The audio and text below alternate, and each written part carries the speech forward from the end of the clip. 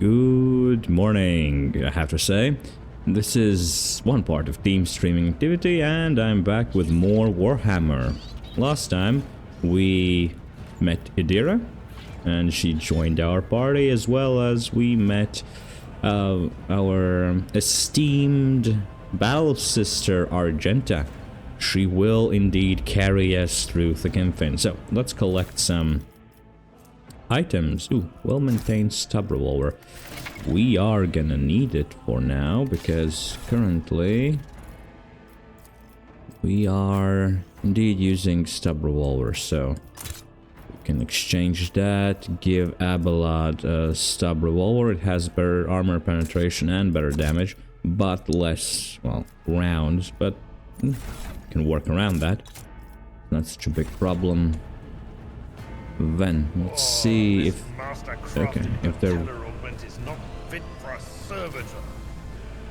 if there isn't anything else here. Some more goods. Not that we really need them. Oh. Well, we will need them to trade, but at the moment I would rather have some more weapons and armor. Then we need to see about our party formations. Yeah, I don't want Argenta there. I want us here, and I want Argenta in the front. There. Leading, well, not exactly leading the spearhead, but being part of the lead there. And let's enter the next room.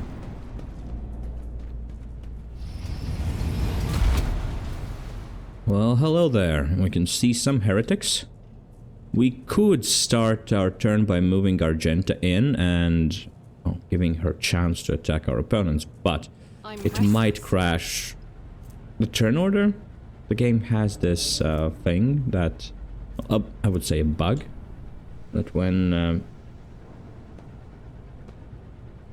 you start by surprising an opponent, it might lead to weird things happening during the turn. For example, you could not make your character attack again when their turn comes around, so it's rather weird. Hopefully they fix it at some point, but I don't want to risk it for now. So, Argenta's main ability is run and gun. So the soldier gains +4 movement points. Their next attack costs -1 action point and does not count toward the attack limit per turn. So she can effectively have 2 attacks at the same turn. Until the end of the next turn, the soldier becomes winded. While winded, the soldier suffers -10 penalty to ballistic skill and cannot use run and gun. So, if we use this on this turn, then next turn she'll have attack penalty. But we could give her more AP if she had more agility. So currently her agility bonus is +4. We divided by 2 and added to the 2, meaning 4. Fine. For now, she will be quite a great damage dealer. So, let's put Theodora here. We are gonna take this cover. Argenta will go here, and Abelard will move here. Let's start. Heretics go first. And they run into Abelard, who can block them. These single shots won't be able to deal anything to Argenta. Yeah, so Argenta has weapons that has burst fire, so she can deal with multiple opponents at once. First things first, we want her to run and gun, so we can attack multiple times and move her right here. And we will start with burst fire. As you can see, it costs 1 less now, and we should be set to deal with these heretics. Oh, we could have done better. And then the second attack, the same as the first. Bursting our position, and there we go, 3 down. Argenta mowing down our foes. Then we, with her ferocious recital, we will gain extra momentum, but I just want to see what is the calculation here. VP? What was VP? 2 times the... willpower. Okay, so 2 times devotee's willpower bonus. Okay, or willpower itself. Yeah, sorry. So it's 2 times willpower bonus. Okay, so currently her willpower is 35, so yeah, that's 6, but we could get it higher. 3 momentum for each enemy that is either 5 cells radius around Sister of Battle or was hit by her this turn. Okay, okay, we can work with this one. So, that's her turn. Now, Theodora. We definitely want to give Abelard more dodge. And then let's see about some Warp Lightning. Okay, we can clear out most of this room with Warp Lightning. There. Because with Warp Lightning we have to be careful not to hit our own team. And there come reinforcements. Okay, and they will go before us. We can find some more weaknesses, analyze enemies. So, +2 was from intelligence bonus, okay. Oh. As she's a Psyker, we will give her more Psyker talents, so yeah. The operative is more of a placeholder for her. Nothing. Right. Maybe I should have given dodge to Argenta.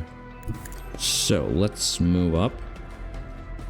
No point in activating at all costs and shooting Heretic Cutthroat, because, well, they barely have any health left, so can we end him? No, we did miss.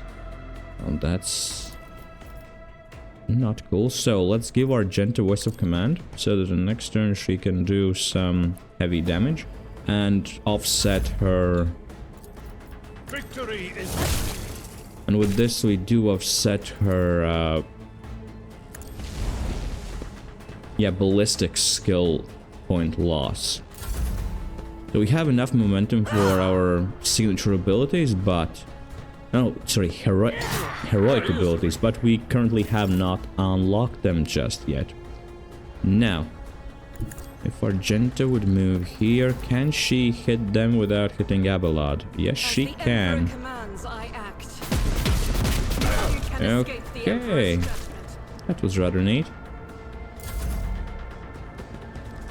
Argenta, as usually, the MVP. No. Okay. So, Veil degradation is not that high. We could use more of our Psyker abilities. So, let's give Argenta a little boost. Then move our Psyker to this side, because Abelard will deal with all of these guys, the Heretic Cutthroat and the Heretic Assailant. Our problems are here with the other 2 Heretic Assailants. Can we hit them? We can hit them with Warp Lightning. And that's that. That's the T. But the degradation is growing.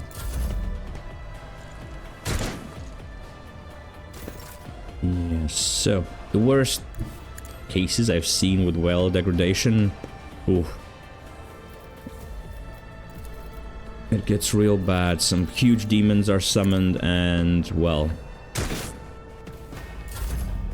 that really I will do my duty. Destroys the party. Okay. Yeah, he's too close. Well, then let's activate Brace for Impact, so our characters gain higher deflection. Now, Argenta will run and gun. First, she's gonna move here. And single shot Heretic Cutthroat here. And then another single shot here. There. And that is this room cleared out. And this is one of the easier fights, as we just received our Battle of Sister of Battle of Sister. Ooh, some goods. Good. We'll need those. Now, Machine rights and multi-key. Good.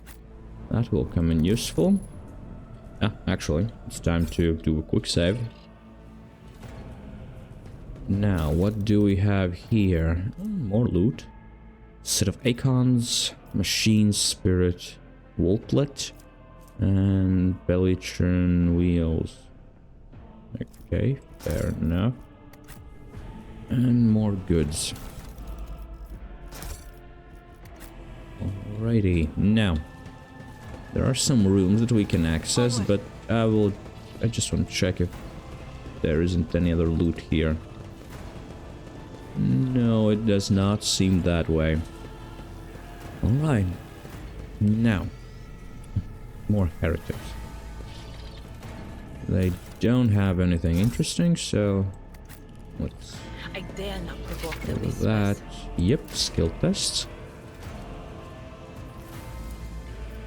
95% logic check. We should be able to do it. Yep, I know about the 100 system. The future is never certain. Nice. More loot. And a safe. Operator's gloves. For the moment, we will give those to Beatrice. Oh, wrong slot. Yeah, to Beatrice. Ooh, model change. That's quite nice. Because she is our most well-versed tech user. She, with the gloves, have 43 tech use, while other characters, well, barely 30. Oh, so that would be an issue. Because now we need to reactivate a... No, really? Okay, tech use 83. Let's see if we can manage that. Yep. And restore power supply with 88. Light of terror. Dial. There we go. And we can open another door. Okay. I'm not really sure we can fail these checks, honestly. As much as I've played around during... Okay, what's this? Shotgun. We want to give shotgun to Abelard. Because if he runs into trouble, and there are quite a few opponents that he can't exactly reach, shotgun will help him clear out the room. And... yes, Sister of Battle can use medkits, and let's... Oh, Abelard has to, so... we can just leave this one in inventory. Medkits are always useful. And let's see about some more goods. Yes, please and thank you. Some of them maybe seemed a bit heretical, but... this is rogue trader ship. And more goodies. Marching on. Let's demolish the door. Never doubt it. Good. And we can level up now. So, we now get our keystone features. Yes. So the officer officer's keystone feature is bring it down. The officer immediately grants an ally extra turn with action points equal to 2 and no movement points. So we give our party members 2 action points, which is rather nice. If the ally under the effect of voice of command... if the ally is under the effect of voice of command and kills an enemy before the end of officer's turn, the ally gains 1 time additional momentum. Okay, so extra momentum, which in this case would be quite a lot, because our fellowship is 55, so it's 5 fellowship bonus, meaning 10 extra momentum with the kill. They would gain momentum equal to their resolve, I think, when they kill an opponent, so that would be, for Abelard, for example, 14, which is quite nice. And this tells us that we need to combine our voice of command with bring it down to be more effective.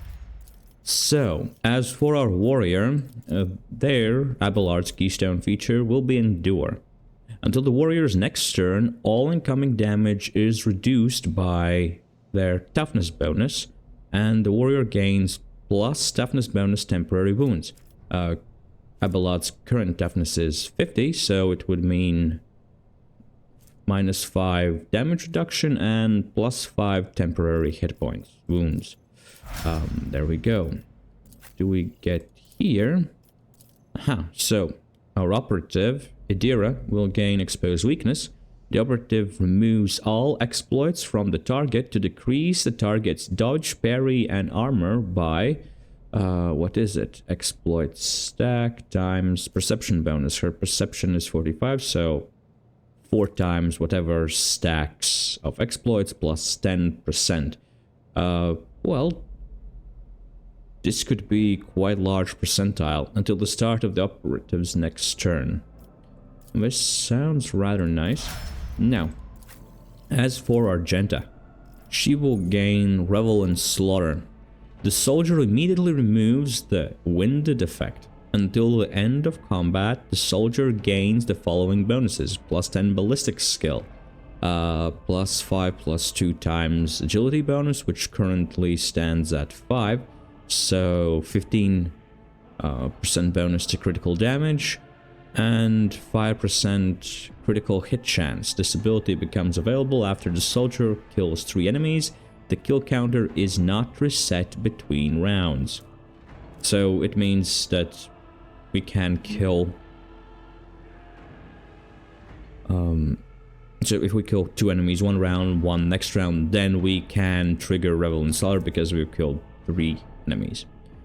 And this is a stacking feature, because if we kill 3 enemies one round, activate this, and then kill 3 more enemies next round, and then again, and we can then again we can activate Revel in Slaughter for Sister Argenta. This is a pretty neat feature for Soldier Archetype.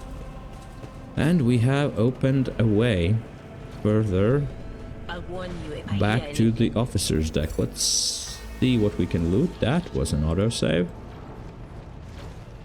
Let's see, is there anything lootable here? Catechisms of Saint Drusus. This master-crafted patella 73% check chance. Let's see. Oh, we did succeed. Well, this could have easily failed this one. So, what's this? Deck officer's helmet. Well, we do need who will need it. Sorry, we do know who will need it. We do need who will need it. Oh boy. Words. Abelard. So we can improve Abelard's armor from 25% to 30.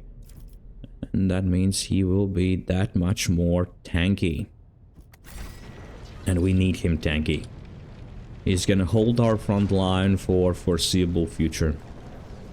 I go where the whispers lead. And is there anything else to loot? Yes. One more multi-key. We will need them. Maybe, I'm not really sure, but we'll see. So there's still some fighting happening below the decks.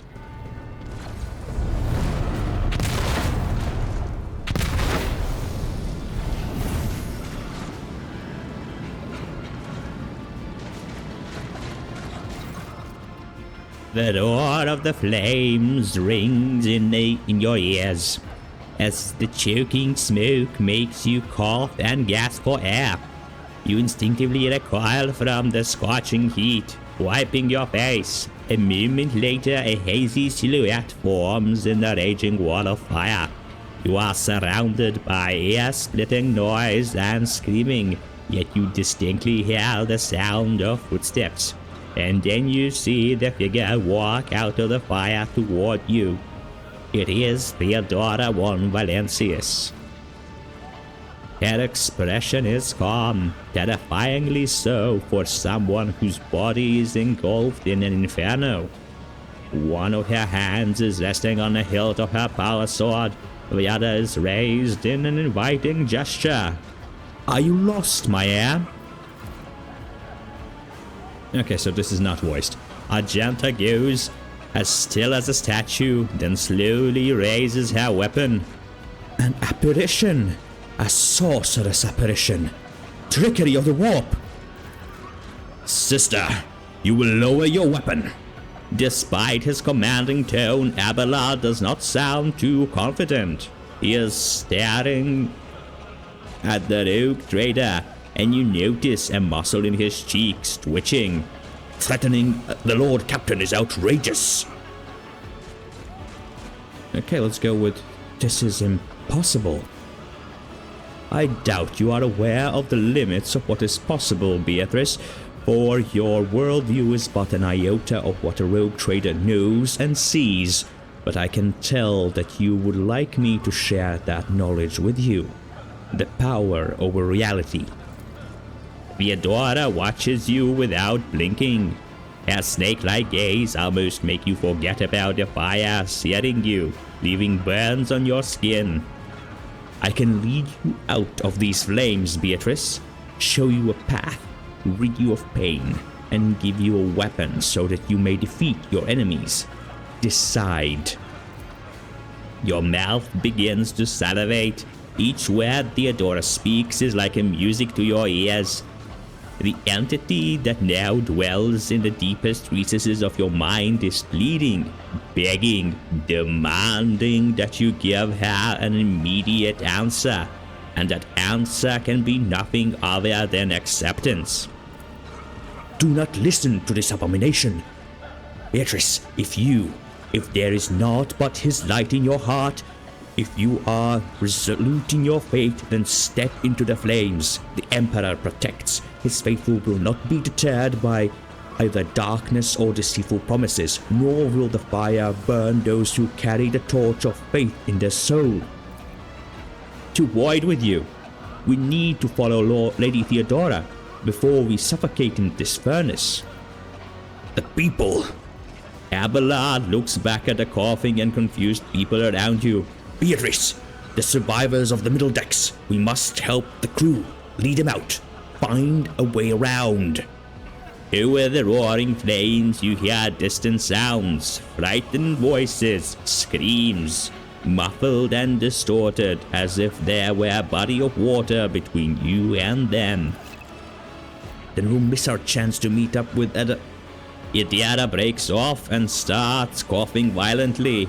Her knees buckle and she looks like she's about to fall.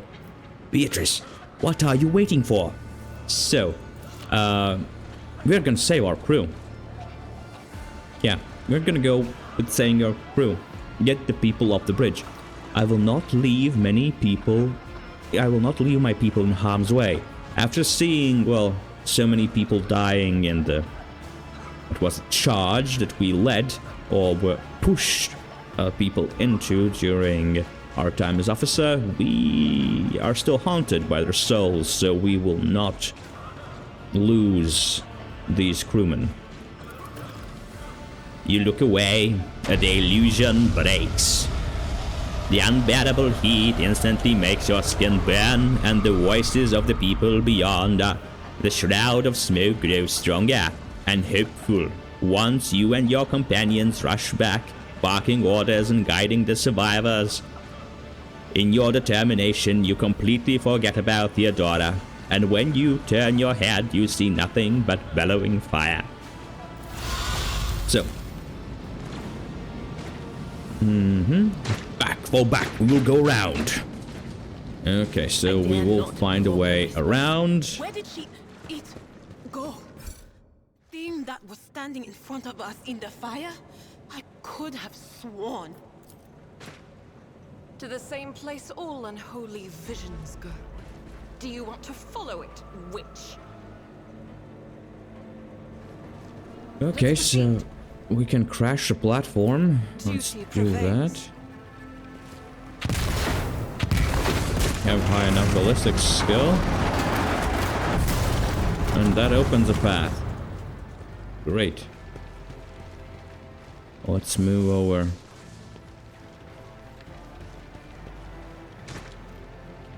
Too late. We are too late. Or perhaps Ethelthrad and his escort never made it here. which would be even worse. Or they could be fighting on the bridge as we speak, without us.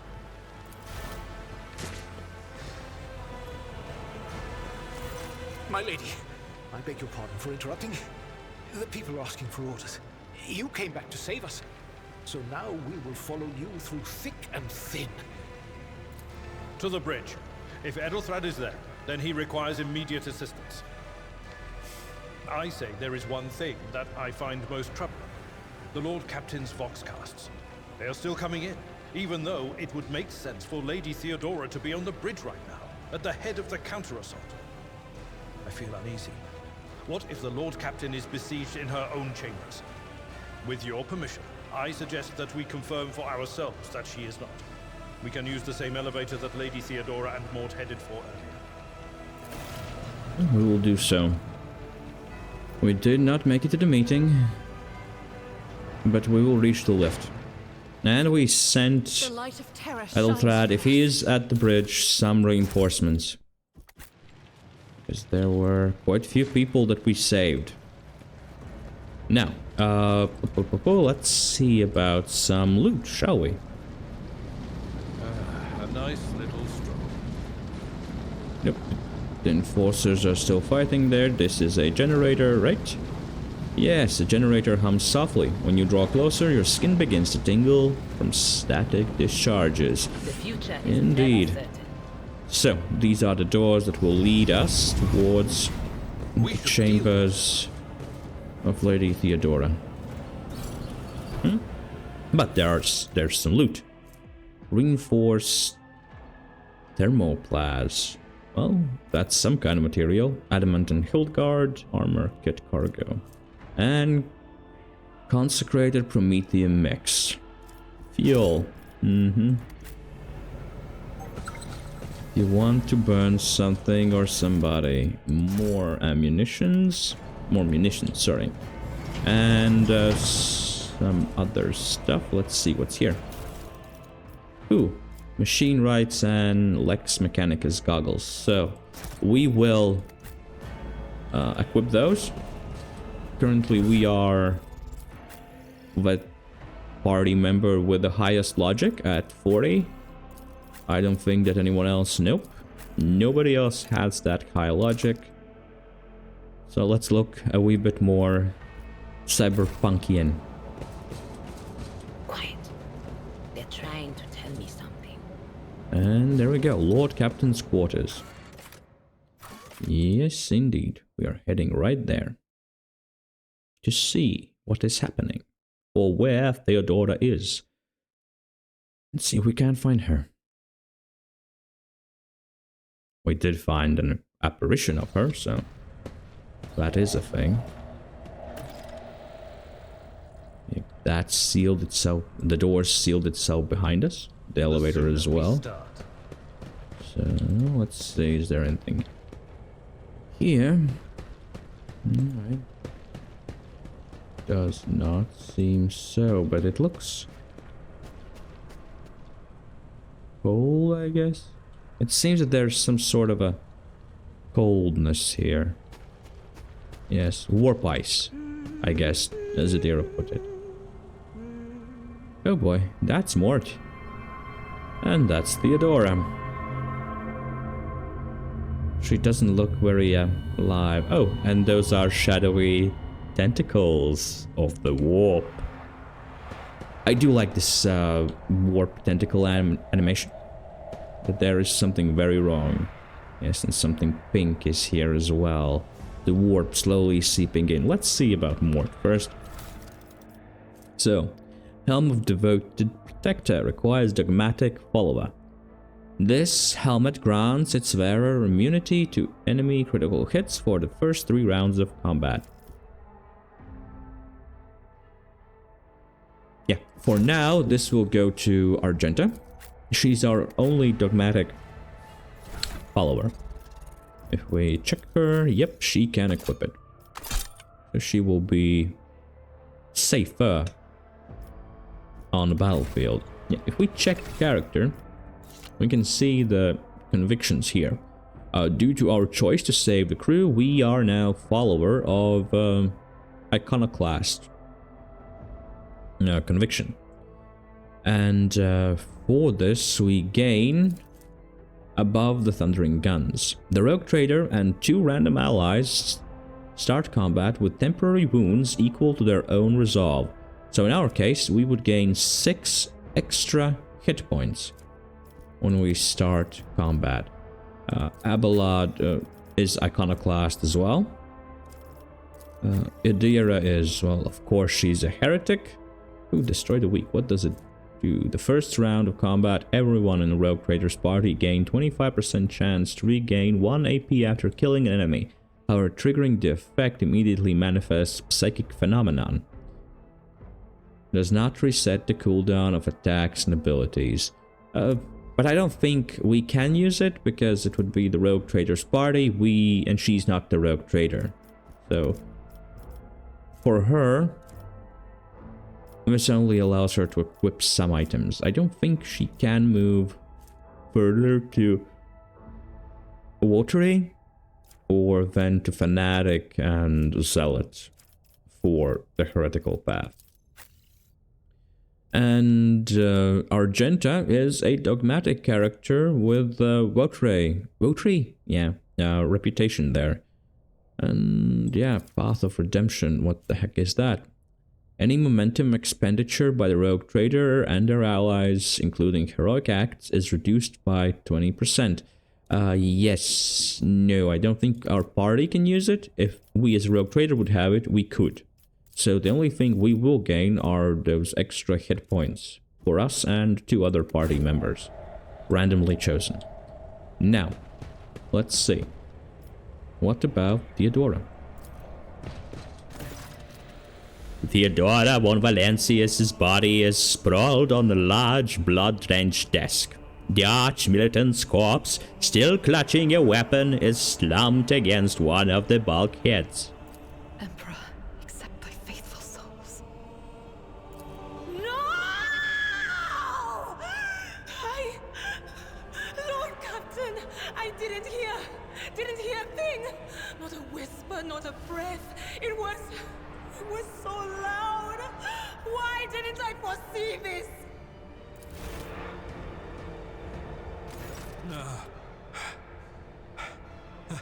Lord Captain, who would even dare? Unless that rat, Voidsphere. I doubt it. Voidware wished humiliation and suffering upon Theodora, not a swift death. It could have happened in the heat of battle. Not to mention that Mort was here, and he would have protected Lady Theodora to the last. How could Mort have failed her so terribly? The Arch-Militant was born on a death world. He had lightning-fast reflexes.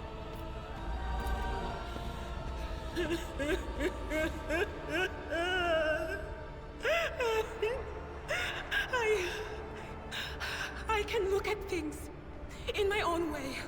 If you find something that might bear the imprint of the killer, just give it to me, and I'll try to see what secrets it holds. Okay then, let's start by examining the Arch-Militant's body.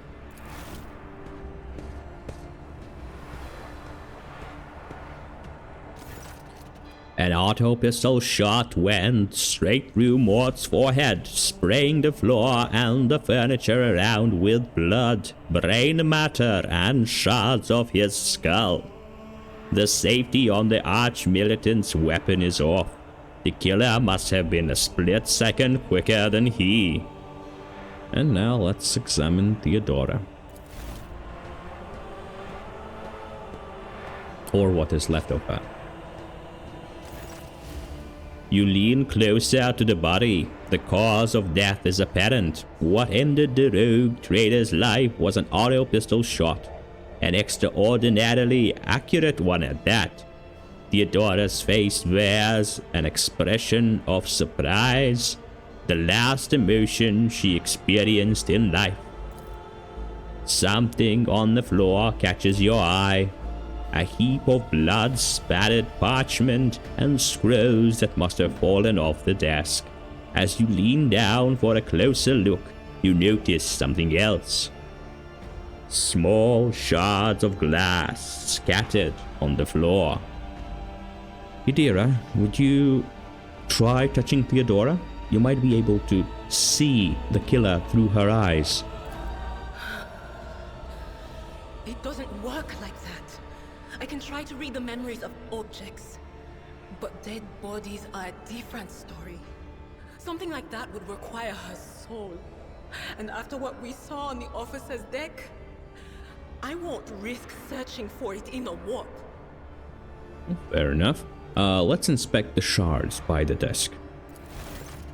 It is difficult to say what exactly was broken. The object fell on the floor, and that is as much as you can ascertain. Upon closer examination, the shards appear iridescent rather than completely transparent, as if they have been submerged in promethium. Okay. Theodora, what do these shards tell you? I see streaks of color, luminescence, blue lights, faces drawing closer. Lady Theodora and Conrad and what is that? Ah! Something dark, enormous. Oh, this glass thing was something foul, that's for sure. Tainted witchcraft. You cannot tell if Argenta remark is directed at the glass shard or Theodora herself. Let's inspect the papers.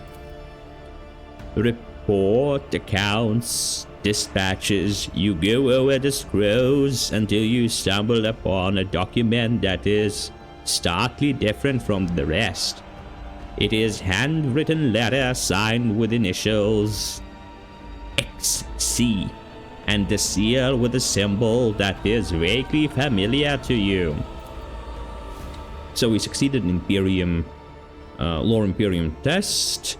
And sends a shiver down your spine. The authority of this letter addressed to Theodora von Valenciuss, the author of this letter addressed to Theodora von Valenciuss signed it with the seal of one of the holy orders of Emperor's Inquisition, the secret police of Imperium, that relentlessly hunt heretics, xenos, and other enemies of humanity.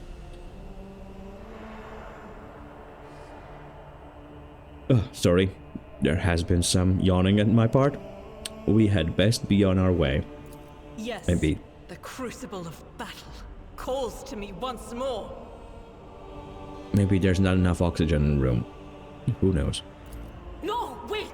We must see if we can find anything. Idira, you can't bring her back. Let her go. You'd give up so easily, old man? I expected as much from the sister. It's not like she has a heart. But you? Oh no. I'll get to the bottom of this. I'll find the one responsible for murdering the Lord Captain. And when I do, that scum will regret the day they were born. Fun times. Let's see if we do find them.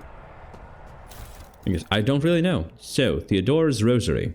The wearer of this amulet gains +10 bonus to commerce and Lore Imperium. Well, we are gonna pick that one up. And then there are some other goods here. Rogue Trader's Cloak. Grant +5 fellowship for each enemy in 2-cell radius. Honestly, we could wear it. But the problem here is that we are trying to avoid close quarters combat. If we're in close quarters, well, that's just bad. So we are gonna give this to Abelard, because he usually is in close quarters. Quite often. More often than maybe he would like, but...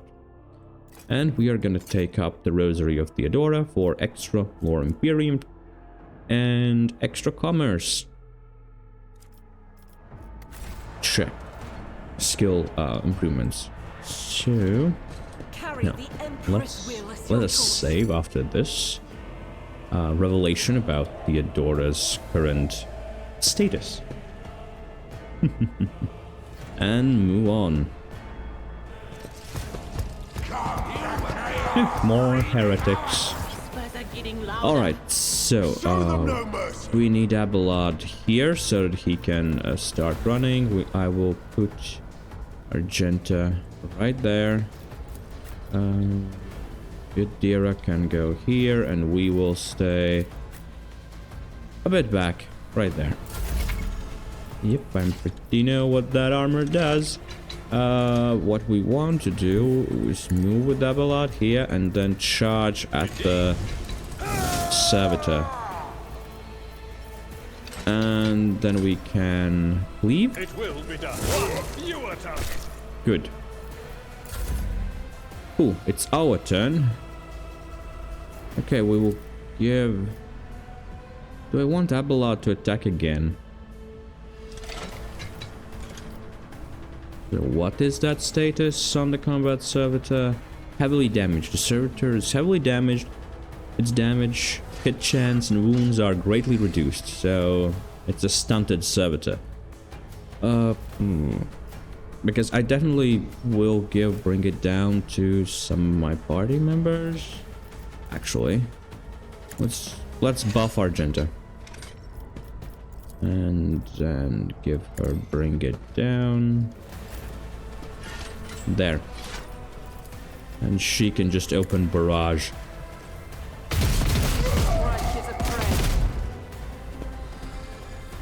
Alright, that's fair enough. And let's activate Ferocious Recital.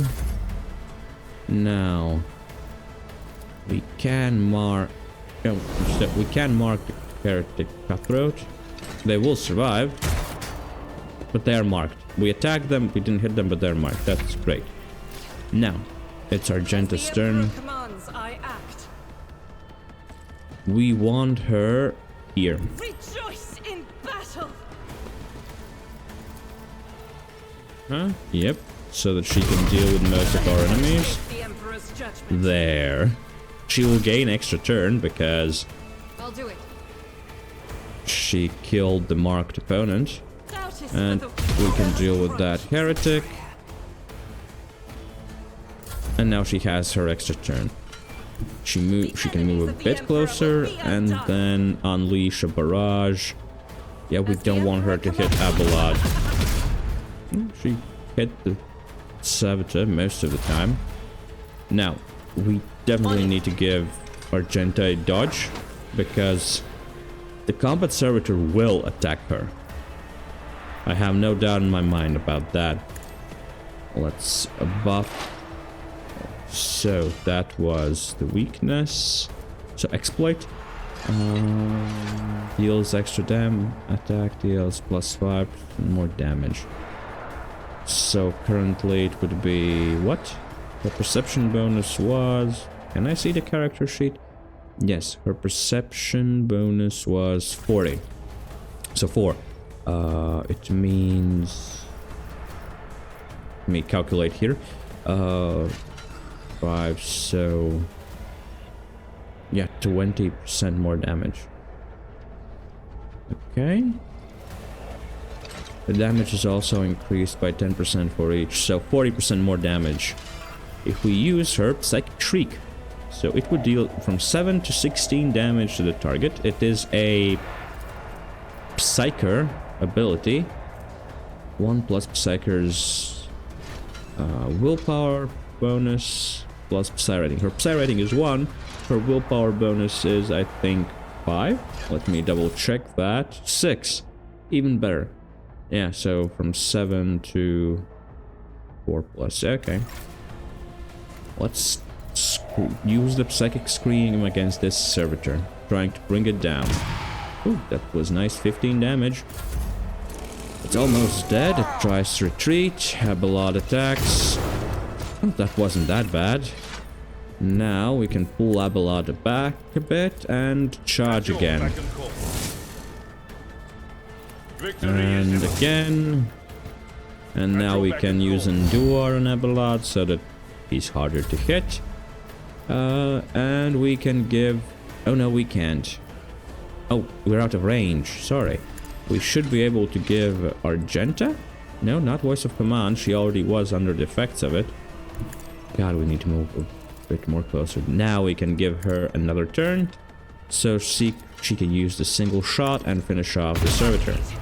There we go. And that's another level. From this level, we should gain our heroic actions. So these are the last guns. We don't need them. Last pistols. But Grace of Oblivion. The wearer gains +5 toughness if their intelligence is less than 35. So this will go to Abelard. No, I don't want to level him up just yet. Let's see the inventory. Abelard, yes. His intelligence is 30. We won't raise it. At least I don't plan to raise it at any point. So we can give them Grace of the Oblivion, which will increase the toughness by 5 points. And toughness is one of the main attributes that Abelard needs. And yeah, this will give him more wounds and make him survive even more. No, not make him survive even more, but he will survive. His survivability will be increased. Yes, those are the right words. Now we can level up. As for us, we gain the Finest Hour. The officer grants an ally extra turn with full AP and MP during the extra turn. There is no attack limit. So we can use this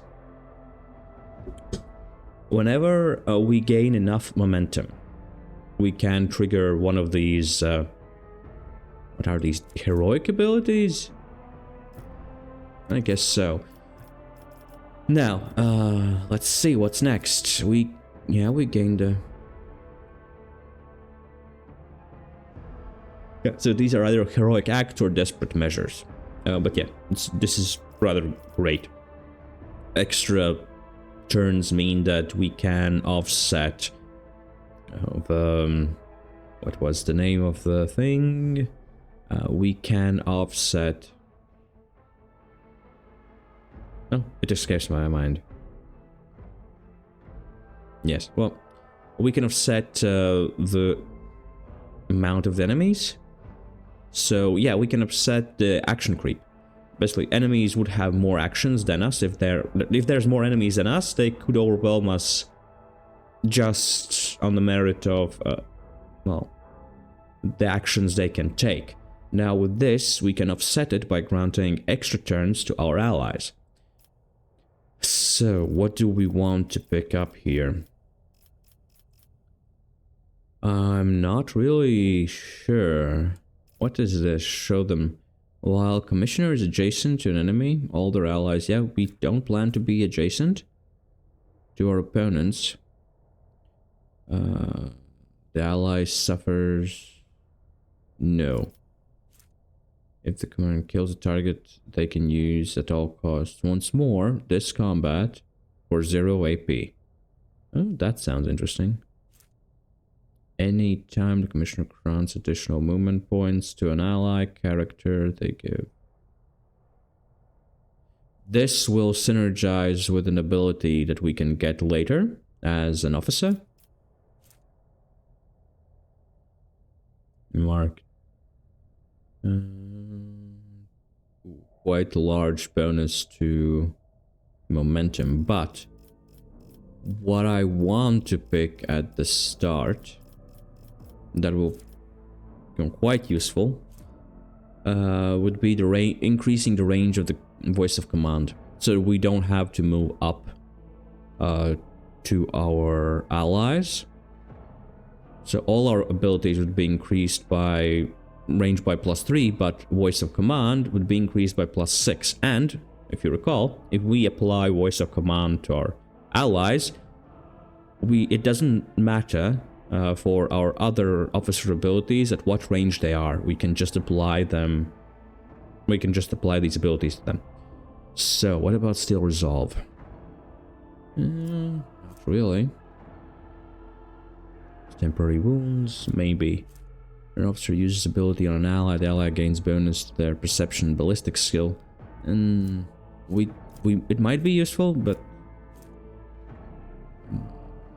plus temporary wounds. Personal oversight, yeah, we won't, but commanding voice, that is what I want to go with, so that we can apply our abilities from longer range. Now, Abelard. So, Daring Breach. The warrior immediately restores all action points and movement points and gain plus agility bonus movement points until the end of the turn. So 35 agility, meaning plus 3 movement points at the end of the turn. They don't lose movement points after performing attacks. The warrior has no limit on melee weapon attacks this turn, so basically Abelard can run around and smack all the opponents repeatedly. And if momentum reaches 175, yeah, so at 175, we can start using Heroic Act. And if it drops below 25, we can use Desperate Measures. Now, for Abelard, I think Contempt is what we want. Because whenever an enemy attacks warrior, the warrior's next melee attack against the enemy deals additional 5 damage. And it scales how? Oh, it's toughness. Okay, so that scales with toughness. Alright. An Epicenter of Slaughter. Whenever the warrior is attacked, they gain +1 stack of Epicenter of Slaughter until the end of combat. At the start of their turn, the warrior gains +1 temporary wounds for each stack. These temporary wounds cannot exceed the warrior's 5, so toughness bonus, right? Yes. It could be good for survivability. And the warrior gains... that would be great for Abelard for survivability as well. Yeah, so thick skin, extra deflection, and extra parry chance. By +25% of total armor. So currently their armor is 35. It would be 25% of it. Yeah, not sure. It'd be around 5%? Maybe. Okay, let's go with thick skin. Extra deflection won't be too bad, and afterwards we can move into Epicenter of Slaughter and Contempt. Or seeing what else is here. Living Shield can be quite good. But most likely the next one that we will pick up will be Heavy Armor. Yep, that is how we want to go. Thick skin. Now, our operative. We might go with instant exposure, but she's a Psyker. We can't improve her Psy rating just yet, but there are other Psy buffs that we could use. Let's check these out, so we can just check out the warp features. Oh, there we go, more of them. Yeah, flawless plan. No. Allies under effect of at least one psychic power gain additional armor penetration. This could be good because she is currently our psychic buffer, so to speak. Edge of Faith is... oh, that sounds rather nice. More crit chance. So at the start of the battle we can desolate our enemies. Oh, not desolate, but decimate. The first dodge attempt of every enemy in combat suffers. Ooh. What about unnatural luck? I think we will go with unnatural luck. Yes, so that we save our allies from critical hit chance. So they can't be critted. Now, and let's see what is here. So, our soldier gain firearm mastery. The soldier gains the ability to make a number of extra attacks equal to their weapon's rate of fire. Minimum of 2. Using the weapon at rate of fire. Ranged weapon parameter that decides number of shots per attack. Okay. Using the weapon attack that normally costs the least AP. These attacks do not spend AP. Until the end of the soldier's turn, their first attack against each new enemy automatically scores a critical hit. Ooh, that's real nice. The soldier immediately reloads their current weapon. Yes, this is awesome. And yeah, she does not have any warp features, but I rather like to give her rapid reload. That the reloading cost is -2 AP. The first reload in combat does not cost any AP because she is firing quite a lot of rounds. But let's see what else do we have here. Rack and Ruin. 3 different enemies. The soldier gains 10 plus 2 times ballistics percentage more damage on their next attack in the current combat. But it's just for 1 attack. It's kind of neat, but soldier gains critical hit chance. This bonus is double against enemies from which soldier is protected by cover.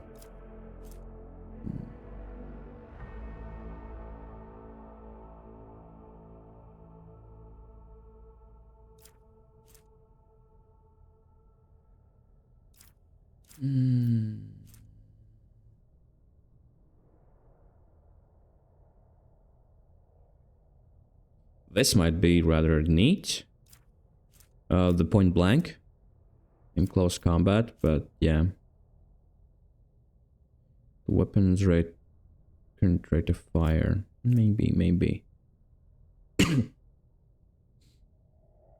Guaranteed critical hit against the enemy. Yeah, no. What I currently would like to use would be Fired Up or Rapid Reload. Because this would improve the critical damage, and she deals quite a lot of damage in a turn. So this would count for burst attack. Each shot that she deals damage with would count as damage dealt. And we could raise this critical chance by quite a lot. Sorry, not critical chance, but critical damage by quite a lot for that combat. Let's go with Fired Up for now. Let's complete this, and most likely the next one I'll pick up will be Rapid Reload, because that's rather good as well. And move on to the bridge. This episode will run a bit longer because I kind of want to run through the prologue. We have been in prologue for quite a long time now. Well, let's get through this. More loot. And let's see if our Lord Warp holds. Oh yeah, we succeeded. The horrific visions is a product of the warp energies that permeate the bridge. Oh, there are some officers. The first sacrifice opens the eye. The second sacrifice draws its gaze.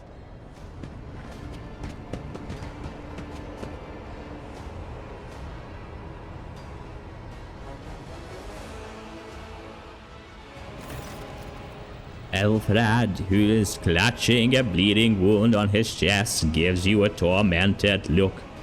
Help has arrived. Too late to change the tide, I'm afraid. But if there is honor in you, we can at least die with dignity and give our lives for the rogue trader. Theodora von Valenciuss is dead. I found her and the arch-militant in her study. Ethelthrad's eyes widen. God, Emperor, preserve us. The rogue trader is dead. The ship has lost her Lord Captain, and the house its head. Ethelthrad shudders and grabs his shoulder as you watch the sleeves of his jacket burst open and 2 bone growths pierce through the fabric. No matter what ritual Conrad is performing there, the warp is too strong. I cannot withstand it. I feel my body changing with every second. The warp is ringing in the air. This is the end.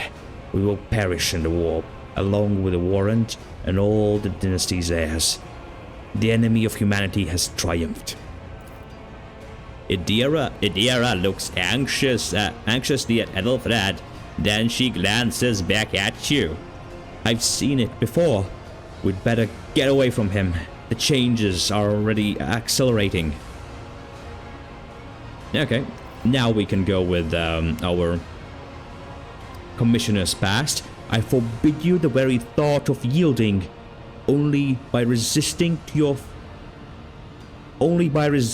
your fate will you truly suffer defeat. Words worthy of a righteous soul. Save the lofty words for later, will ya? The navigator's ready to take the ship out of the warp if he gets some help from the bridge. Ethelthrad stares at you, and his eyes harden with cold resolve once more. Then we have no right to bow our heads.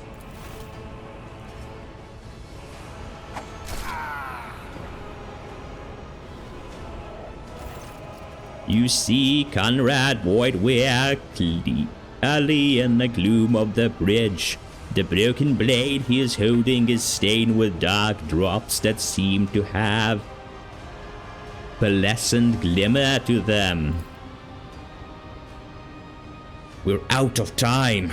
Ethelthrad bites his knuckle, desperately thinking. You see a warp ripple across the whites of Ethelthrad's eyes, and they begin to turn a sickly yellow. Draw your weapon. Voidware, you duplicitous cur! Rogue traitor's death will be avenged. What? Theodora is dead? Voidware stares at you in seemingly genuine bewilderment. No, that cannot be. Not now. I still haven't. Ethelthrad lowers his head. Then he sighs and locks eyes with you, his gaze cold, hoary, and fanatical. The ritual will not be completed. I'll take care of it. And you, see to it that the void ship breaks free from the warp. Watch over our realm. And farewell. Ethelthrad, don't! Your ritual won't be finished, heretic!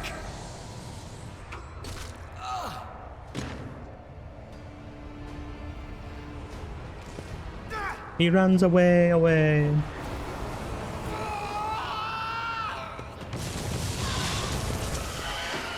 And that is a warp horror, I think. Closed ranks. Okay, so yep, complete. We go first, then Argenta. Okay, this is workable. Anyhow, we need to put Abelard here so he can soak up. Oh, it's Chaos spawn. No, so Abelard can soak up damage. Theodora, yeah, she can stay right there. Argenta, we will need her here. And then us, we will stay right there. Let's start the battle. Complete. So, we already can do the finest hour, but we will not just yet. We will first give voice of command to Argenta, and then we will give her extra turn. Because she can, without a doubt, deal with these heretics here. And I don't want to give her... Yeah, I don't want to give her her heroic ability just yet, because her turn will be next. That guy will die. Okay, let's mark the chaos spawn. Even with our mess. And then turn. Now, Argenta can move up there, yes. That will be her position. And she can open fire on these fine heretics, I guess. Alright. Now she can do another barrage to take out that heretic. Okay, good. And now we can activate her firearms mastery. She reloads. And what is this weapon's rate of fire? 4. So she can shoot 4 more times without spending any action points, meaning she can deal with all the heretics around. There are no more heretics. Because this Chaos Spawn has a bad ability. If we damage him enough, meaning, well, that thing enough, if we drop it to 50% of its wounds, it would consume the heretic, one of the heretics around it, and use it to replenish its health and buff itself. Now that's some damage, and we can now use Furious Recital. Yep, and gain high momentum. Yeah. Rending Scream. She dodged everything. Good. Okay. We want to forewarn Abelard, because he will now run in and do quite a lot of damage. We won't use any more of our psychic abilities, I don't think. Will do. But we will now definitely weaken our foe. Yep, that's it. Theodora won't do anything else. But as for Abelard, he will have 2 full turns to deal with this Chaos Spawn. Yeah, now let's smack it again. And then use Endure. And Daring Breach. Now we can attack 4 more times. Victory is imminent. With Abelard. At your beck and And that will do quite a lot of damage to the Chaos Spawn. Yep, it is wounded. At this point, normally it would start feeding on the heretics, but as they are dead, it will not happen. And our, well, bridge crew that we saved, well, can try and kill Argenta, it seems, because they can shoot for shit. Quite literally. Pricks. Now, it's time to Voice of Command Abelard. And give them extra attack. So, smack. And he can't smack again, but he can improve his own defenses. As for us, we can try and shoot the Chaos Spawn. I think we'll miss. Oh no, we did hit it. Good. As for Argenta, she can revel in slaughter, but I don't think she has any... Can she use this in close combat? Oh, she can. Then... that is... that... oh no, she can do it again, right? Yeah, for a single shot. And that's a miss. And now the Abelard... oh, Abelard wasn't its main target. Ouch. She's wounded, but she's still kicking. She has secondary. Honestly, she can pause. Abelard will finish up the Chaos Spawn. There we go.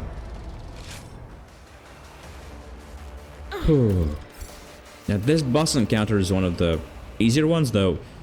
I would lie if I say that the first time I ever fought it, it really crushed me. So, what do we have here? A blade shard. A blade made from mysterious metal that shimmers with unnatural color. A demon blade. Gloves of endurance. Whenever the wearer of these gloves gets an injury or falls unconscious... I will... no, I want... I didn't pick it up, right? Right.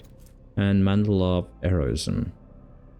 A heroic act used in battle increases the wearer's dodge. We want this. Because if opponents attack us and our party uses heroic acts,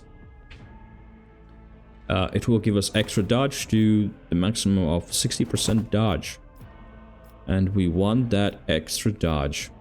As for these gloves, I will give them to Abelard for now.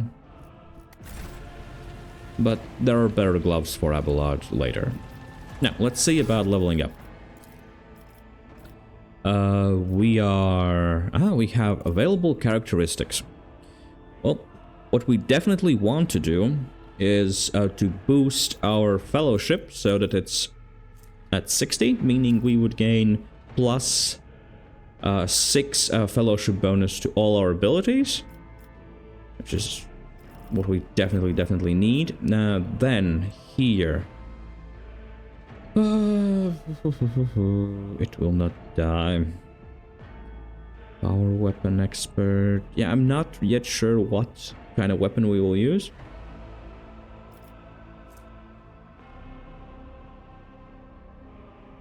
I guess I will give Argenta heavy weapon proficiency.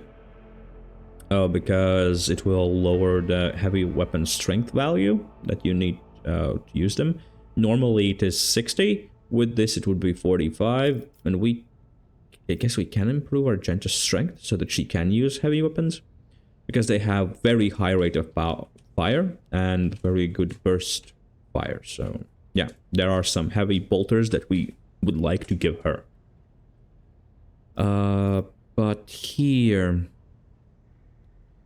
for the Emperor with momentum, when momentum is less, yeah, no, it's for our party, it's rarely less than 100, so no point. No duty and honor. While the Commissioner's ally, yeah, I don't know about these.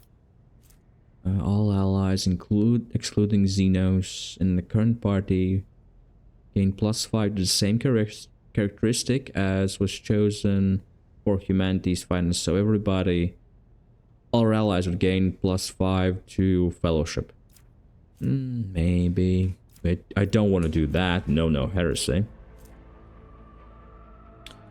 If one other character has the same archetype as this character, no. Under 40 Imperial World character gain +10 bonus all characteristics +2 to resolve. Well, we don't want to be damaged at all, so or affects ally with such an ability, their resolve is increased. Yes, we want this, ready to serve, because we most likely will, give our allies a boost. Yeah, so that's that for us. As for Abelard, I know already which character... Doesn't he get a characteristic improval? For him it's the other way around. He first gains a talent and then he gains a characteristic. It's a bit dickish from the game. Proud kill. And yeah, he does not have... movement and grant... Maybe. He's charging, but under endure effects, their damage deflection is increased by 1.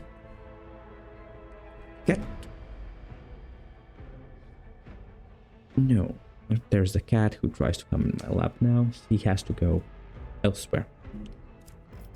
So, clenched teeth.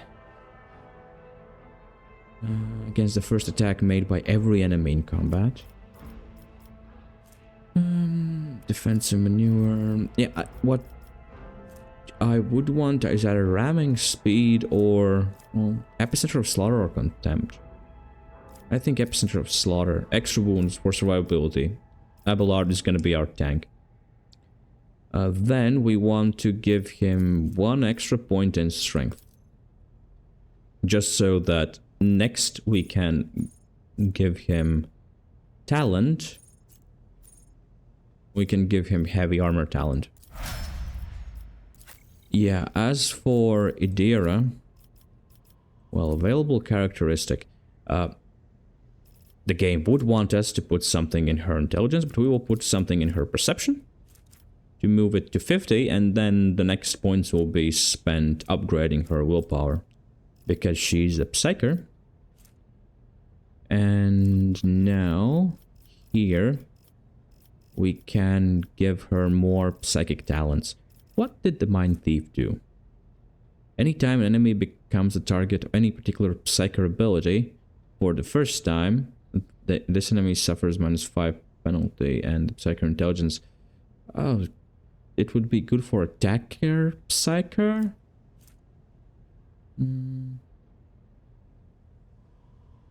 Will suffer additional mental damage. It's mental breach. Suffer -20 resistance tests against Psyker until the... If we would use her as attacking Psyker, this would be good. What's here?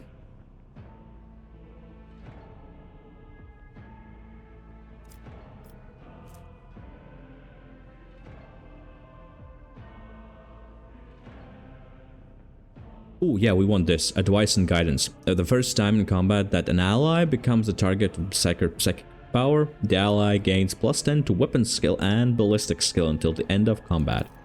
So it will be very helpful for Argenta and Abelard, as they're our frontline fighters, sort of. As for Argenta, now, characteristic. Her strength is only 30. I don't think I want to go that much into her strength. I might give her the heavy weapons expert just to lower the strength costs, and then we can see if we need to up her strength any further as we go. But now I will put 1 point into her ballistic skill to push it to 50. The same as her agility. And then I would want to go with rapid reload, honestly. But heavy weapons expert, where is it? Her bolt weapons expert as well. +10 armor penetration. Where was it? Melt a weapon. Yeah, heavy weapon proficiency. I could go with this. Is there mastery expertise for heavy weapons? Let's start with proficiency. Actually, yeah, there's heavy weapon proficiency. There should be heavy weapons mastery or expertise. Sorry. Melt a plasma power.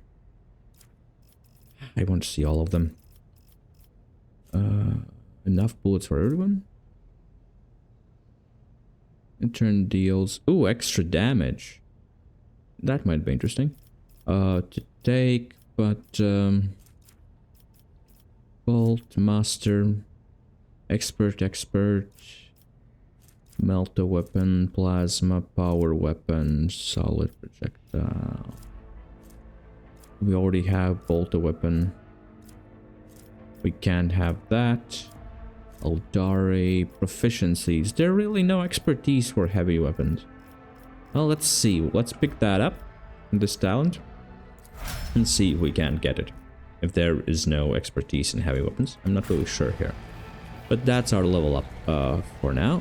Let's see. Is there any more loot? No. It does not seem so. Yeah. Marching on. Well then, I guess it's time to talk with the Master Helmsman. He sacrificed himself to save the entire dynasty. A noble deed. Okay. Bravo! Master Helmsman, systems status report. By the Emperor, it's the Seneschal, living and breathing. The white-haired man with sickly pale skin salutes you. Well, there's a tricky question. The whole place is so overgrown with foul wickedry. We'll be scrubbing it off the windscreens for throne knows how long. We need to reestablish contact with Navigator's Sanctum. It's our only chance of escaping from the warp. Let's cut to the chase. Your words seem to knock the officers out of their stupor, and the air around you fills with voices and commands being issued. You hear someone sobbing, one of the survivors buckling under the stress. Abelard cuffs the crying officer without even looking. Restore Vox Sorry, that's not the right Avalon voice. Restore the Vox channels to the Navigator's Sanctum. Ready the crew. Prepare for translation to real space. Abelard pauses for a few seconds before turning to you. Beatrice, you may call me superstitious, but translation is not a good time to disregard rules. You are the only one who speaks for House von Valenciuss. You may not be Lord Captain, but you, more than anyone else, deserves to take her place in the ritual that is about to commence. He directs your attention upward to the throne that sits at the apex of a tall staircase. I'm ready. Begin the ritual. Let us push out of the warp. Translate into the real space. Back to reality and out of hell. Well, proverbial hell.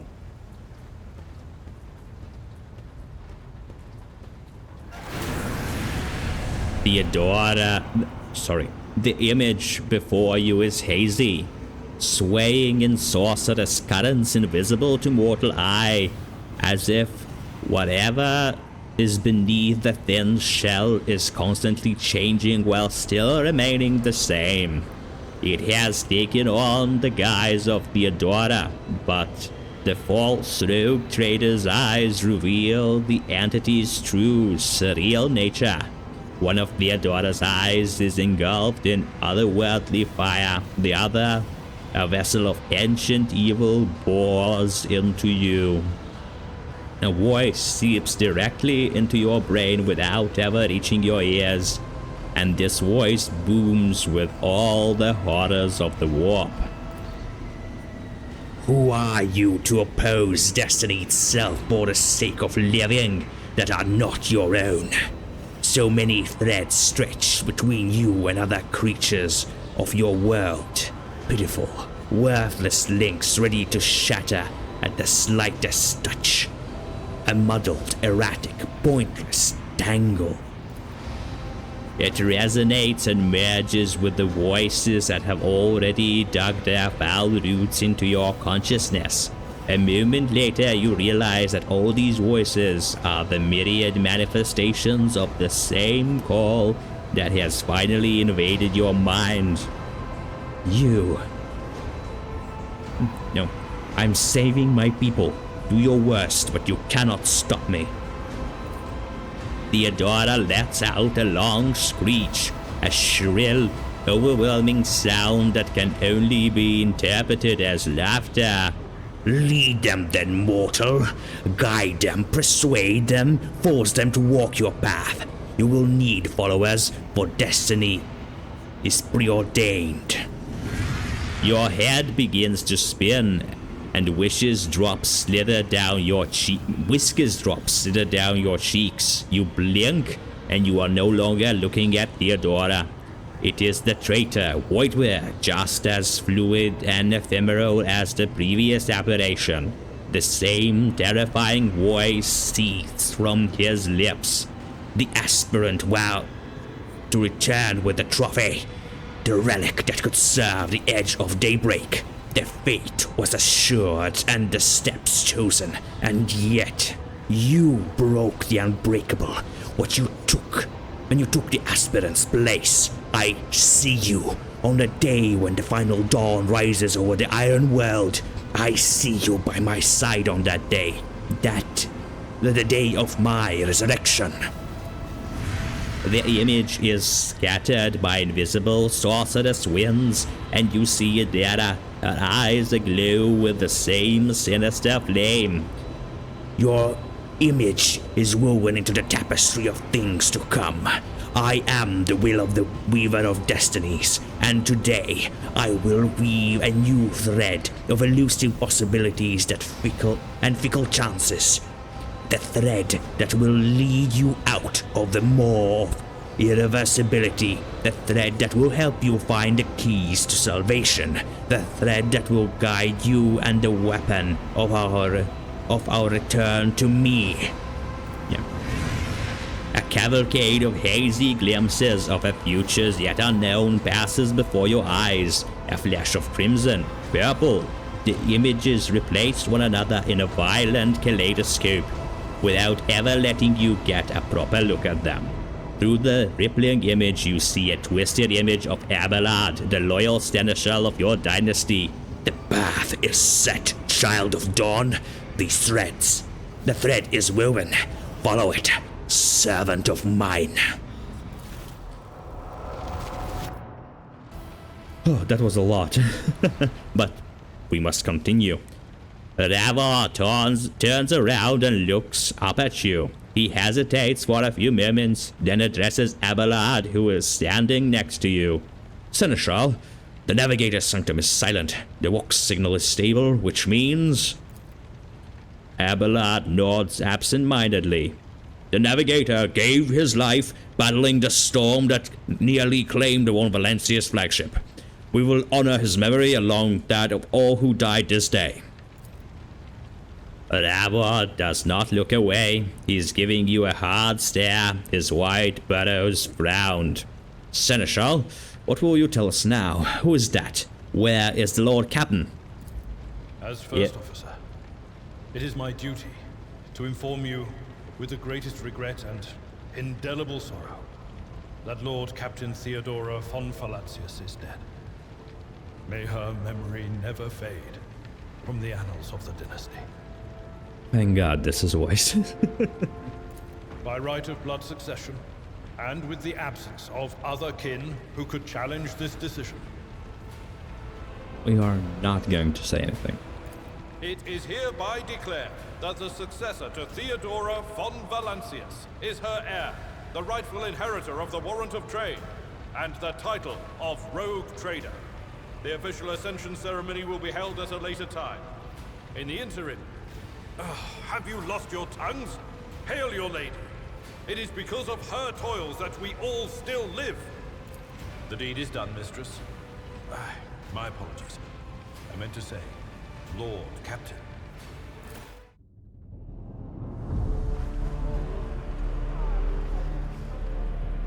The treachery of the Master of Whispers was fruitless, but victory came at a great cost. Lord Captain Theodora von Valenciuss perished along with her heir, Ethelthrad, and thousands of crew members.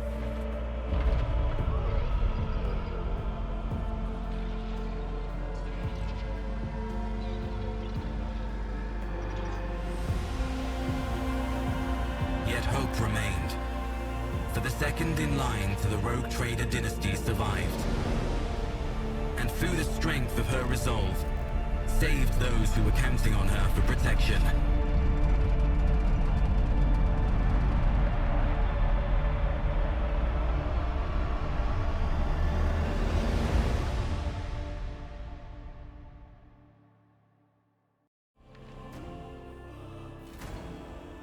Ooh. Well, that brings us out of the prologue, but there is still a conversation right here that we will have to get through, I think, before we can say. I'll see about saving during that conversation so that, well, we can stop the episode for now. Can we save? No, we cannot. Interesting. Has there been an autosave here? No, there hasn't been. Okay, then we have to get through this. Well, I have to get through this. You can just enjoy the show. Deep shadows of weariness can be seen on Abelard's face, though the old officer's eyes are keen. They rake over you from head to toe. The frown mutters something. He frowns, mutters something, then nods to himself. Well then, your ladyship.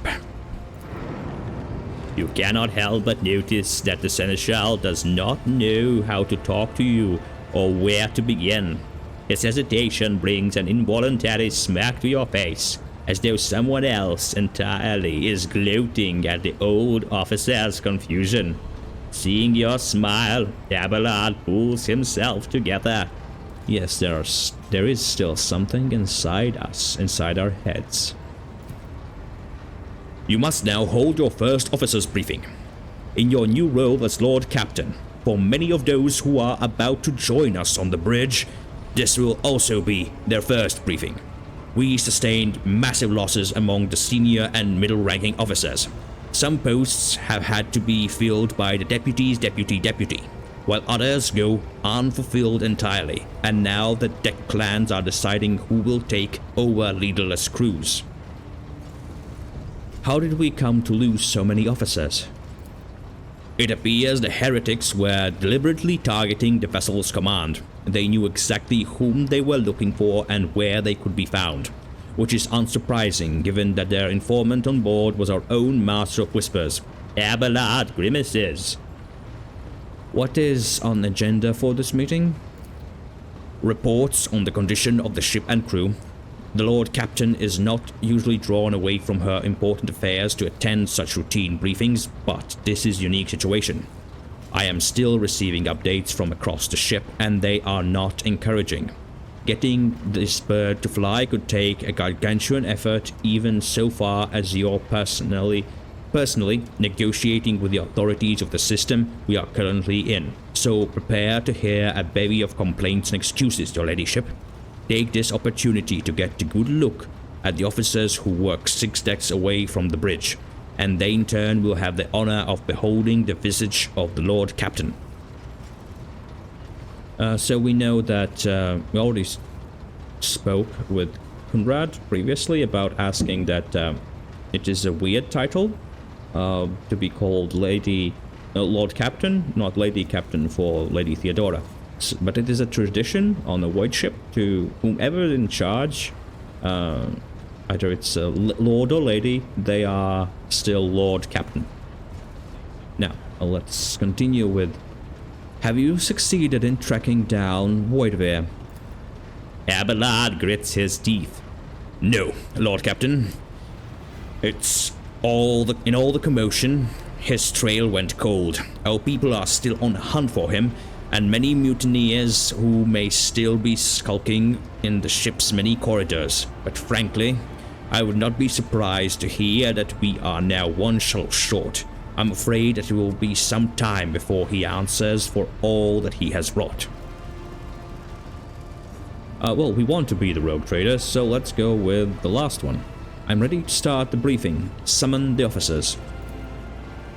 With a gesture, Abelard relays the order to the adjutants at the far end of the magnificent chamber. Oh, and there we have it, our officers. A dozen pair of eyes bore into you, their expressions revealing restraint, joy, curiosity, and weariness. Attention, officers! You have been granted an honor. Lord Captain Beatrice von Valenciuss will personally conduct today's briefing. Our most gracious Lord Captain is ready to hear your report. Perhaps you would introduce those present, Abelard? As you wish, your ladyship. Abelard points to a tall, slender woman whose body seems to contain as many implants as it does flesh. Wigrid Suri Otta of the Toliman clan line, our next Waxmaster. It is an honor to serve you, your ladyship. The Waxmaster offers a deep bow. Aboard this vessel you have at your command thousands of crew members and hundreds of officers and section chiefs. I am responsible for receiving, processing, and sending all communications between you and them, as well as external sources. I am your eyes and mouth, Lord Captain. Yeah, I need to keep her voice more expressionless, because of all the Vox implants she has. Besides her is Ravor, the Master Helmsman. He steers our ship along the courses set by Lord Captain and monitors the void around us to ensure that we do not stray into an asteroid field or a pirate trap. The bearded man with the pale, almost transparent skin, large dark circles under his eyes, and dour expression that seems hardwired into his face gives a sullen nod. Hail, Lord Captain. This here ship's as good as home to me, so rest assured she is in safe hands. I'll die before I let her come to any grief. I really can't settle on an accent for him, or a voice. And lastly, our High Factotum Yanris Danrock, who oversees supplies, procurement, and general material well-being on the ship.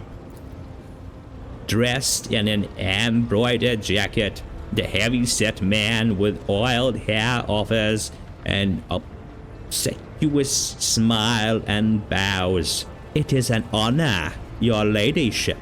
You may trust me with all matters concerning your comfort. Everything will be done to the highest standard. In the second row, we have the 3 officers charged with overseeing the ship's vital functions. The Master of Ordnance is responsible for the artillery aboard. The Inferno's Master, whose crew work to prevent and extinguish fires on the ship. And lastly, Drive Master, servant of the Omnissiah. The 3 officers salute you. The Inferno's Master does so with confidence, while the Master of Ordnance betrays nervousness. The Drive Master offers a salute resembling a dance, involving a complicated manipulation of all the tech priest's mechadendrites. Is that everyone? Unfortunately, our choir master, the esteemed Zachary Weiss, head of the Astropath section, is unable to join us. He is in charge of communications with distant star systems. Master Weiss has been in a trance for some time now, attempting to contact other planets in the von Valenciuss Protectorate and inform them of Lady Theodora's passing and Conrad Voidbeer's treachery. I will deliver a report to your ladyship on the Astropath's progress as soon as it is possible to do so. All other present are adjutants, secretaries, and deputies. They are here to make a record of proceedings. Yeah, make off is... That off there is off, so to speak. Okay, then let's hear the reports. I wish to hear the Infernus Master report. Yes, Lord Captain. The tall young man bows his head in deference. I can report that all fire across all decks have now been extinguished. The preliminary damage assessment in terms of material loss and crew casualties have been completed. Results have been submitted to the Seneschal and High Factotum. The post passed to him after the previous Infernus Master and the next 3 deputies expired in line of duty. Abelard remarks in a low voice pitched for your ears only. The lad is managing well so far. He can take this heat, so to speak. High Factotum, what have you to report? We are toiling day and night to compile the full account of the losses. The task will require next to no involvement from your ladyship. I will personally ensure that all damaged components are given into the tech priest's hands for attention, and that all lost supplies are replaced. There is only one resource that I cannot replenish single-handedly, and that is people. We have lost more than 2,000 crew members, and unfortunately this number is not confined to the scum from the lower decks, which are easily replaced, but also includes trained professionals. We will be able to make up our losses on the nearest planet, Ricard Minoris. However, this planet, the whole system in fact, belongs to Winterscale Rogue Trader Dynasty. We cannot simply begin recruiting on the planet without first coming to an understanding with the governor. In that respect, I am powerless. Negotiations at this level are a matter for the Rogue Trader. Especially true given Caligus Winterscale's chant for attacking first and asking questions later. and this kind of thick-skulled thugs he usually installs as governors on his planets. Rambles Abelard Browning. I'm losing that nice... I'm losing the voice of the narrator. I need to give myself a few seconds while the characters are switching to switch the voice as well. Huh. Drive Master, I will hear from you now. As you wish, your ladyship. Abelard points to a tall... As you wish, your ladyship. Abelard points to a tall, slender woman whose body seems to contain as many implants as it does flesh. Vigdis Sturiota of the Tomlin line, our new Voxmaster. It is an honor to serve your ladyship. The Voxmaster offers deep bow. Aboard this vessel you have at your command thousands of crew members and hundreds of officers and section chiefs. I am responsible for receiving, processing, and sending all communications between you and them, as well as external sources. I am your eyes and mouth, Lord Captain. Okay, we already had this. Yeah. So... Oh, I think we misclicked here. Yeah, I clicked 1.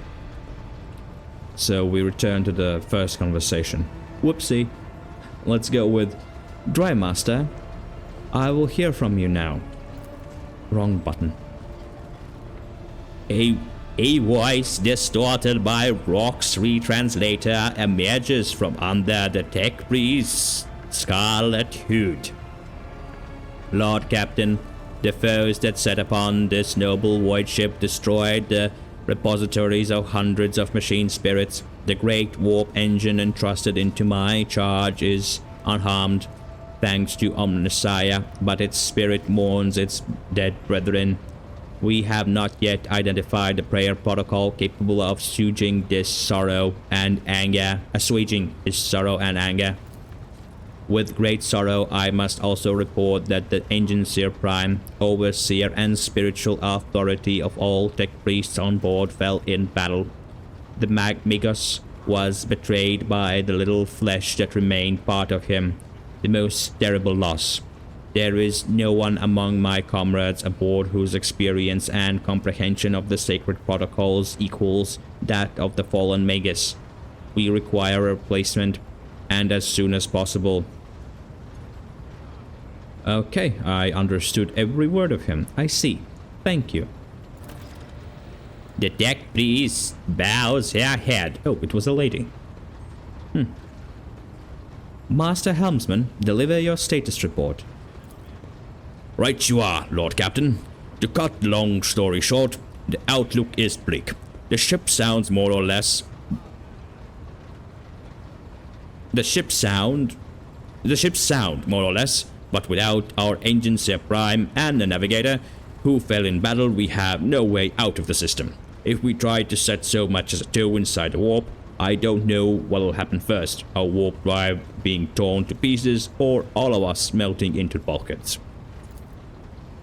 Your ladyship, if you will allow me to interject. When we arrived in the system, my crew followed standard protocols and conducted a count of all available communication channels in the region. One of them was Navis Nobilite Station. The station maintains complete vox silence, but even its presence here inspires hope. We have located a navigator in the very same system is an incredible stroke of luck, a true blessing from the God Emperor. A sharp bolt of pain lances through your skull, as if in response to what you just heard. You understand that it is not the God Emperor you should thank for such good fortune. The words of the demon that appeared before you during the translation to real space echo in your mind. I am the will of the Weaver of Destinies, and today I will weave a new thread of elusive possibilities and fickle chances. The thread that will lead you out of the maw of irreversibility. The thread that will help you find the keys to salvation. If I were you, I'd grab this chance with both hands, or else you'll soon... That's not the right voice. If I were you, I'd grab this chance with both hands, or else you'll soon be eyeing up asteroids to use as your new residence. And slightly less shitty news, we can go round and round this system till our heads are swimming, as long as Promethium and supplies last. If any thick as crock shit lowlife comes sniffing around, we'll be able to take them out. So don't you worry on that score. Well, those are at least some good news. We're stuck in a system, but at least we can kill everything that comes our way. Master of Ordinances, do you have anything to report? The Master of Ordinances give you a gloomy look. No. My job's simple. Maintain the arsenal on fire when I'm told. But just ask anyone. We've got no able crew. No, Lord Captain. Master of Ordinances, you forget yourself. The Master of Ordinances chokes back the words he was obviously about to blurt out without thinking. He casts another look at you before lowering his gaze. I apologize profusely, Lord Captain. Pardon the fool. The ship is in ruins. Every other officer is dead and the Lord Captain is no longer with us. Fear has taken hold of me. He looks up at you. But I've heard of you, oh yes. Your fame has reached even as far as the Expanse. I can't be showing myself up in front of an illustrious person such as yourself. He adjusts his uniform and stands rammered straight. The Master of Ordinances can report that the rest of the arsenal has been saved and the battery is in good order. We are ready to fight. If that is the Lord Captain's will. Oh, this is different. If I would be playing as, Commissar who is not famous or any other character, he would not know me and there would be a scene on the bridge where we can either kill him or save his life. So, actually this is again a nice callback for our character that we created. I like this one. So, to summarize, we have sustained serious losses in crew members and we require new Ancient Seer Prime and Navigator. Is this all that is preventing us from continuing the voyage? Precisely, Lord Captain, but bear in mind that this will not be an end of our trials. The ship's systems must be properly inspected for major damage, which can only be carried out at Footfall Station, home to only dockyard in the sector. But we will never reach Footfall without first solving these three immediate problems. What can you tell me about the system in which we currently find ourselves? I see to the Voxmaster on this point, Mistress Tulliman. We are at the Ricard star system. Our voyage here was undertaken on the orders of your ladyship's predecessor. There are 3 inhabited bodies in this system, and our attempt to send Vox messages have produced confounding results. The Navis Nobilite station has not simply failed to answer, it seems to be maintaining total Vox silence. However, we did receive a distress signal from the prison planetoid in the system, and Ricard Minoris itself is also not responding to our hail. But what is most alarming is that our augurs have intercepted signals from the surface that seem to indicate ongoing hostilities on the planet. The situation is not very encouraging, but without Navigator, a tech priest, and new crew members, we won't be able to travel anywhere. Therefore, we must go to the planet and the Navis Nobilite station and find out what in the void is going on. Thank you all for your report. Dismissed. The assembled officers salute you as one. Okay, he won't speak. Your ladyship, there is one other thing. A confidential matter of the utmost importance. Lady Theodora. Abelard hesitates. Your eternally esteemed predecessor brought this ship here to this system for a reason. She was given a secret commission. You perhaps are wondering who has the authority to commission a rogue trader to do anything. And I shall tell you. The Lord Inquisitor, the hand of the Emperor, the chief architect of his will in Corona's expanse. I came across a strange handwritten letter on Theodora's desk. It was signed XC. You are referring to the contents of that note, I presume? Yes, quite right. XC, Xavier Calcazar. Lady Theodora was to seek out Lord Inquisitor's right-hand man, one Henrix von Calox. An interrogator, you understand. All I know is that he is somewhere in this system, and we must find him and offer him whatever assistance he requires, and then deliver him to Footfall in the Forbindus system. Finding him without any more information to go on will be difficult indeed, but the Inquisitor is an important individual. The authorities in the system, either the Navis Nobilite or the Governor of Ricard Minoris, may know something. That is all of it, your ladyship. You have a great deal of work ahead of you, but it is a mere taste of the daily burden of the rogue trader. Soon you must take up the reins of the von Valenciuss Protectorate. Abelard gives you another scrutinizing look, as if trying to gauge how long you will hold out under the mountain of problems. His face softens slightly, as it seems he is about to offer some words of encouragement. Please be voiced. Theodora, Sister Argenta, explain yourselves. The Sister of Battle grimly nods toward Theodora. The Psyche is suffering some ailment of dark madness. She insisted on seeing Rogue Trader. I judged that it would be unwise to leave her unsupervised. For a brief moment, Sister Argenta's voice sounds hesitant. I was also hoping to approach you with personal request, but it can wait. Speak with me when you have time, Rogue Trader. Theodora's glazed eyes roll over those assembled. One word bursts from her lips. Daybreak. Theodora, come to your senses. Damn it!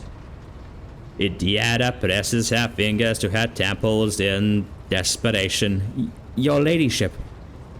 Here's the thing. I was trying to see an immediate future and hit me so hard. My head is still spinning.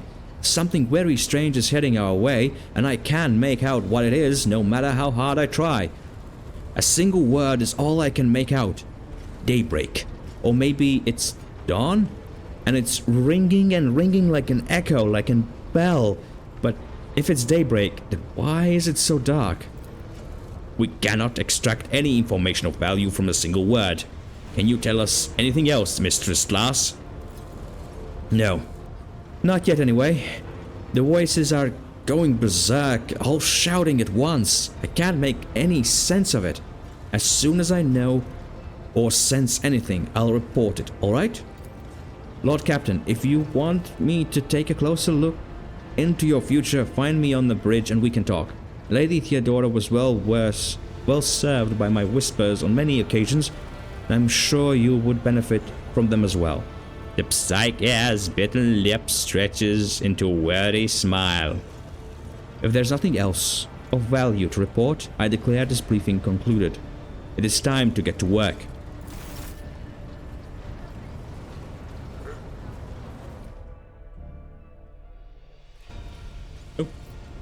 And with this, we are done with the prologue. This was quite a long episode, so I'm gonna cut it right here. And, well, I'll see you on Saturday when we stream on Twitch. That will be more Book of Hours.